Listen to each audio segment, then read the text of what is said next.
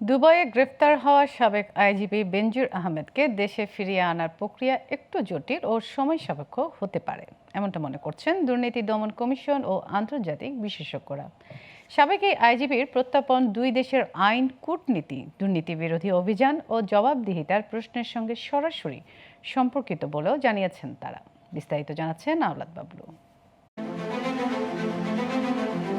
দুর্নীতি, অবৈধ সম্পদ অর্জন, জমি দখল, অর্থ পাচার সহ অনেক মামলার আসামি সাবেক আইজিপি বেনজির আহমেদ দুবাইয়ে গ্রেপ্তার হয়েছে 12 জুন। এরপর থেকেই প্রশ্ন উঠেছে, সংযুক্ত আরব আমিরাতে গ্রেপ্তার হওয়া সাবেক এই পুলিশ কর্মকর্তাকে দেশে এনে বিচার করা সম্ভব হবে?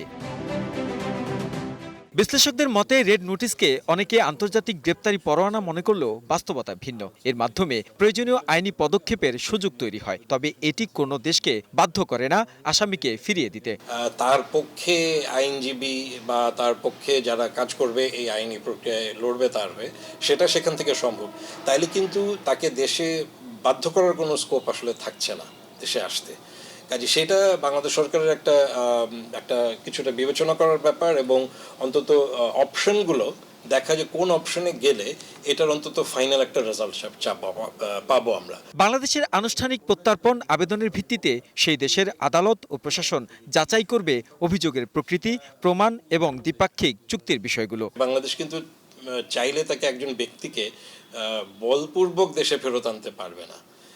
তখন যদি সে অ্যাসাইলাম চায়, তখন সে যে রাজনৈতিক আশ্রয়ে পাওয়ার যোগ্য না, সেটাও তখন বাংলাদেশ সরকারের একটা প্রক্রিয়া যেতে হবে। কাজে একটা দীর্ঘ প্রক্রিয়ার মধ্যে যাবে। তবে আমরা দিনের শেষে বলতে পারি যে এটা একটা ভালো দৃষ্টান্ত যে তাকে অন্তত আটক করা হয়েছে। তবে দুদক বলছে, অভিযুক্ত বেনজির আহমেদকে ফিরিয়ে আনা রাষ্ট্রীয় জবাবদিহিতারও একটি বড় পরীক্ষা। তাই তাকে ফেরত আনতে সর্বোচ্চ তৎপরতা চালাবে দুদক। আসলে কূটনৈতিক চ্যানেলের বিষয়, এটা তো আসলে চ্যালেঞ্জের কোনো বিষয় না। আসলে এটা আইন কানুন বিধিবিধান মেনে কূটনৈতিক চ্যানেলে যেভাবে এক্সট্রাডিশন প্রপোজাল পাঠানোর পরে যে প্রক্রিয়াটা, সেটাই হবে। তাকে ফিরিয়ে আনা গেলে সরকার ও দুদকের জন্য দুর্নীতি দমনেও এটি হবে মাইলফলক, বলছেন দুদক।